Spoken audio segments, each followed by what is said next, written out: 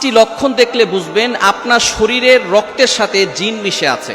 আপনার শরীরের সাথে রক্তের সাথে জিন মিশে আছে কিনা এটা আপনি বুঝতে পারবেন যদি আপনি পাঁচটি লক্ষণ দেখেন। অনেকেই এখন বর্তমানে জিন বিশ্বাস করে না, জিন বলতে কিছু একটা আছে এটা অনেকে বুঝতেই চায় না। বর্তমানে চিকিৎসা বিজ্ঞান তারা এটা মানতেই চায় না যে জিন বলতে কিছু আছে। জিন আছে, আল্লাহ পাক রব্বুল আলামিন মানুষদেরকে যেমন সৃষ্টি করেছেন, মানুষের নামে একটা সূরা দিয়েছেন সূরাতুন নাস, জিনদের নামে একটা সূরা দিয়েছেন সূরাতুল জিন। সুতরাং জিন জাতি একটা আছে অদৃশ্য, যাদেরকে আমরা দেখতে পারি না। সুতরাং এই জিন জাতির ক্ষতি থেকে বাঁচার জন্য আপনি অবশ্যই আল্লাহর কাছে দোয়া করবেন। কি কি আমল করবেন ক্ষতি থেকে বাঁচার জন্য, এবং পাঁচটি লক্ষণ আছে, এই লক্ষণ দেখলে বুঝবেন যে আপনার রক্তের সাথে জিন মিশে আছে।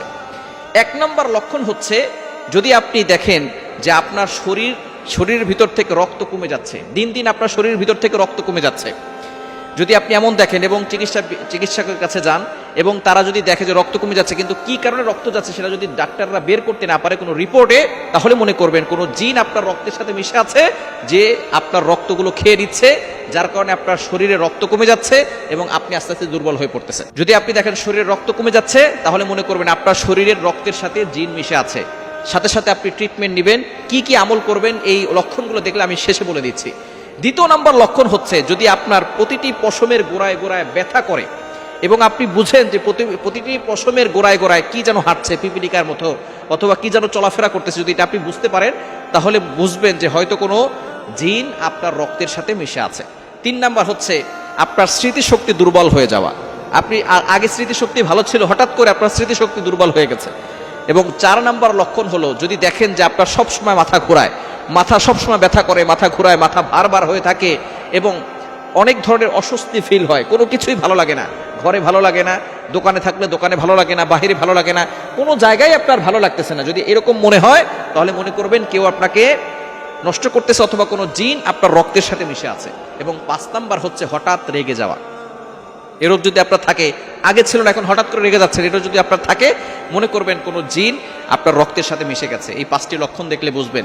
যখনই দেখবেন এই পাঁচটি লক্ষণের কোনো একটি আপনার ভিতরে আছে, মনে করবেন কোনো জিন আপনার রক্তের সাথে মিশে আছে, তখন আপনি কিছু আমল করবেন। এক নাম্বার হচ্ছে আপনি সবসময় ওযু অবস্থায় থাকার চেষ্টা করবেন। দ্বিতীয় নাম্বার হচ্ছে আপনি 5 ওয়াক্ত নামাজ পড়বেন।